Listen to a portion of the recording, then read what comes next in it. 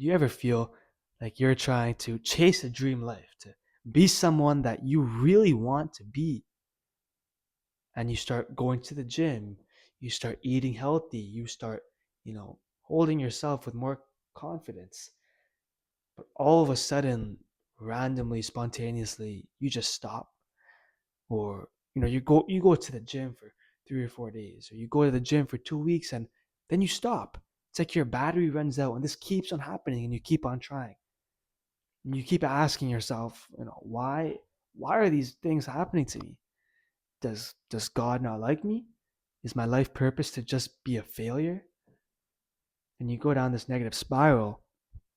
But the problem with this is they're trying to fix an internal problem by looking at external things. You think that, maybe if you get some nice clothes, you put some nice glasses on, put some makeup on, maybe if you get a house, that's going to solve your confidence problems. Maybe if you buy this subscription to stop you from scrolling, it's going to solve your anxiety. Your anxiety is going to find an outlet. The analogy I'll use here is being a mechanic. If someone brings a car into your shop and they say, "Yo, fam, like the car is not working, dog. Like, I need you to do something." Are you gonna, I'm gonna polish the car. I'm gonna tint your windows. I'm gonna, look at your tires and, make them shiny. Maybe replace them. Maybe paint your car maroon red. Are those gonna fix the car problems? If the engine isn't working, is painting it a different color gonna work? No. And so why are you doing that with your life?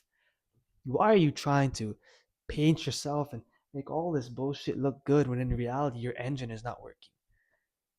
Doing an oil change or changing an engine, fixing the transmission might get your hands dirty. It might take weeks, days to do. It might cost you money.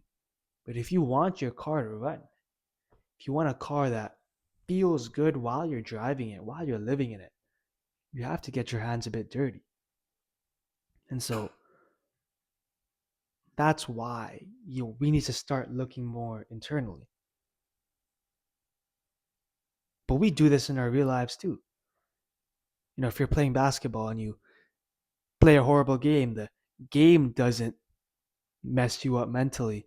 It's how you respond to it, your self critique. If you're in this negative or positive mindset. If you lose a job, losing a job doesn't define you. It's how you react to it. You're mad for them for firing you. You're overwhelmed because you have to move out and find a new job, and all of a sudden your life is a mess. If you ask yourself, it's the coach's fault, or you say, it's my boss's fault for firing me, you're never going to get anywhere. And so the real problem becomes, how can we look at ourselves more?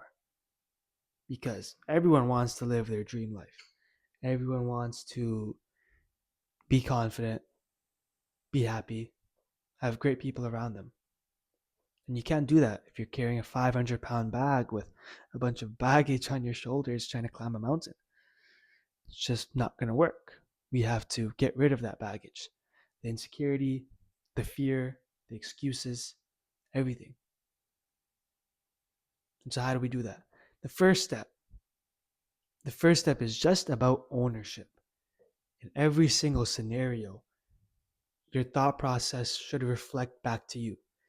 Even if you were barely present, or you barely did anything or took part, you can't control what other people do, what other people say, what your boss tells you to do, but you can control the little things about you. And so ask yourself, how did I contribute to the end cause, the end action? And what can I do differently next time? If you if you're not feeling confident on a certain day, ask yourself, why am I not feeling confident? Not don't ask yourself, how can I get rid of this bad feeling?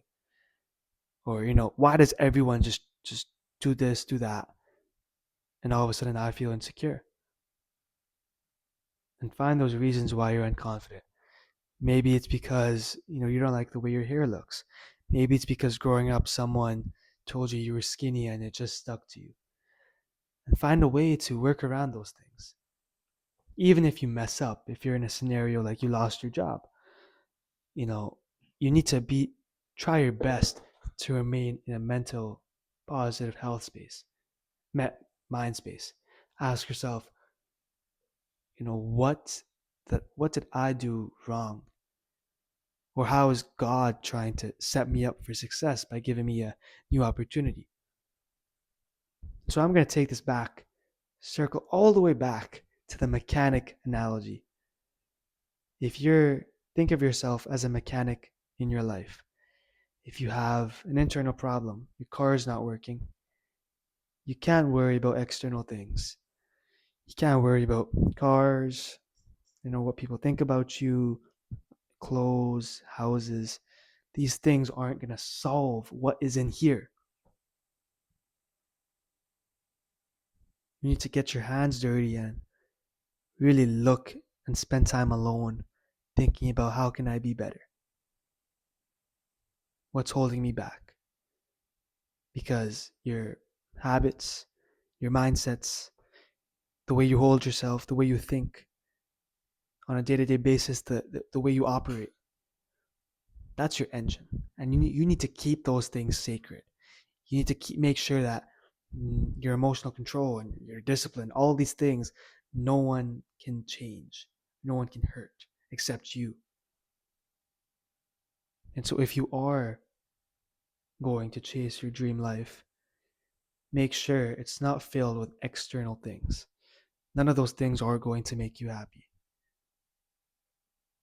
Make sure it's filled with internal actions. Discipline and consistency will slowly lead you to success and slowly lead you to happiness. And so, as a final message, think about the biggest problem that you have in your life. For me, it's being consistent and posting on this channel consistently. Not just once a day, but I want to take it to 2 or 3 times a day. And really ask yourself, what are you doing wrong? And every time you have an answer, ask yourself again, why? Go deeper. Think about it more until you arrive to a concrete, actionable step, like creating a Google Calendar and every single day setting up a 3 hour block or a 1 hour block where you're just going to record, where I'm just going to record, where I'm just going to think about content, and then I reward myself with playing games. And so the moment you stop fighting yourself, everything is going to change. Because although you are your biggest enemy, you also are your biggest ally. Have a good night.